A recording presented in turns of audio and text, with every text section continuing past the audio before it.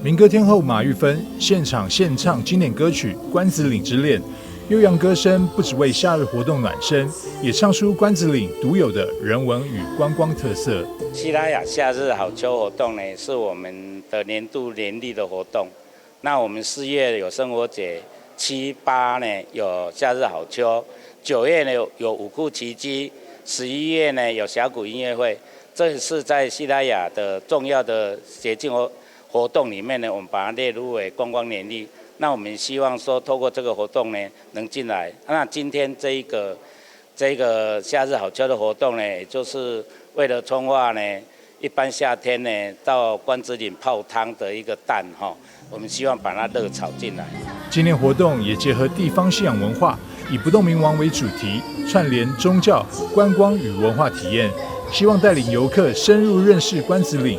同時推廣全球唯3泥漿溫泉的獨特魅力。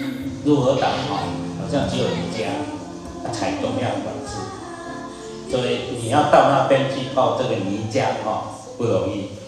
那更遠的要到意大利西西里島。但是我們台灣這麼豐富優厚呢，關子嶺這一塊呢，你隨時都可以來，所以呢，隨時都有湯泡。我們希望說呢，不要只有9月以後的秋天、冬天呢，大家才一直集結來說天氣冷來泡。